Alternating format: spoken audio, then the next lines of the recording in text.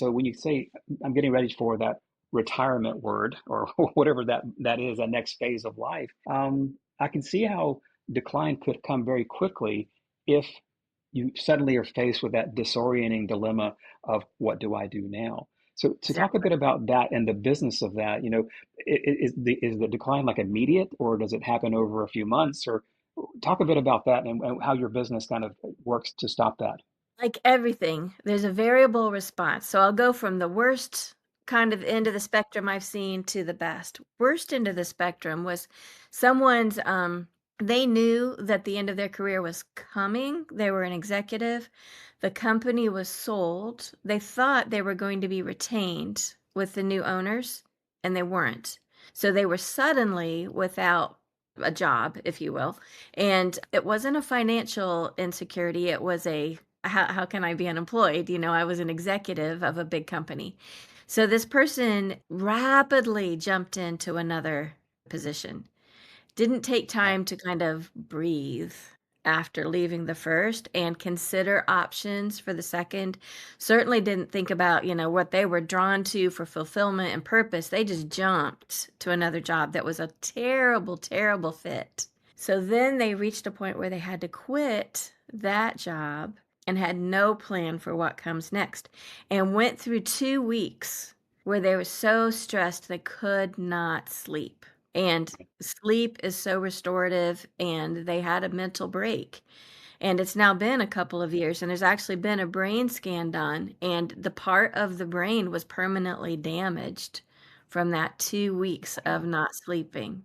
I didn't realize how devastating that. I knew I had had patients had mental breaks. I'd never seen this level of distraction. So that's kind of worst case scenario, but that was an executive of a big company. And then there are people who they just kind of lose their sense of self and, sit on the couch too much and watch way too much Netflix, and that causes a cognitive decline. They're not as Right. physically active, they put on more weight, they eat more junk food, and that causes that kind of expected, if you will, physical decline, and removes the opportunity to do some of the more active things they'd always thought they would do. Someone that I have worked for in the past had worked very hard for over 40 years and was one of those leaders that was the first in the office and the last to leave and barely at home. But if you talk to him, things were great at home. And then the day came where he announced that he had decided to retire, and his wife said, hands on hips, you're not going to be in this house all day. Wow. So assumptions were made for probably decades that this is what was going to happen. And then it was incongruous at the very end. It was like, no, this is my plan. This is your plan. It wasn't the same plan. And it hit right at the wrong possible moment, probably. That's exactly right. Yeah. Others plan to do big trips, 3 months abroad kind of thing. And then they didn't end their careers at the same time. And so one committed to something else while waiting. And often that something else is grandchildren or volunteer projects Right.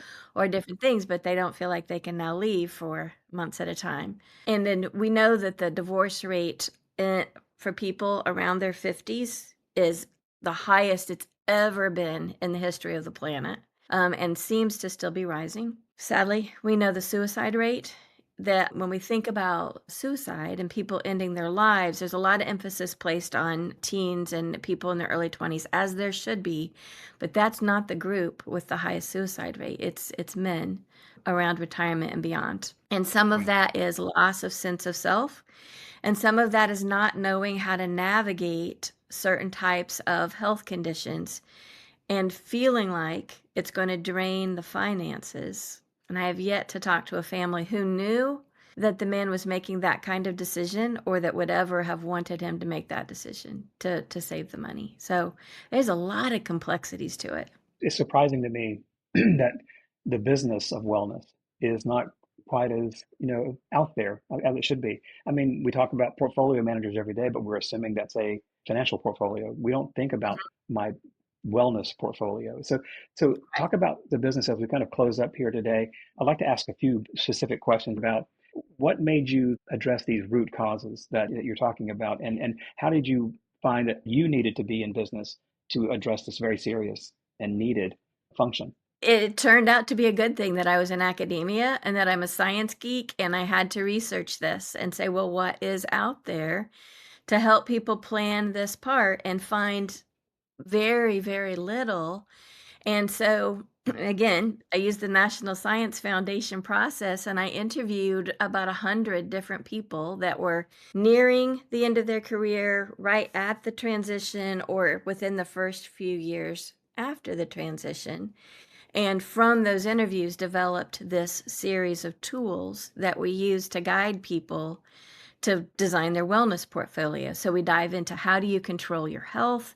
How do you take control so no mistakes are made about your health because you know what to do, how to present it, how to interact with healthcare. You know your risk factors. You've identified what's going to bring you true fulfillment on the other side. You know how to stay mentally sharp. You know what your relationships are going to be and they're prepared. And you've made some personal decisions that will prevent chaos. So all of those were the missing links we found, and so we've built all of it into the Propel process.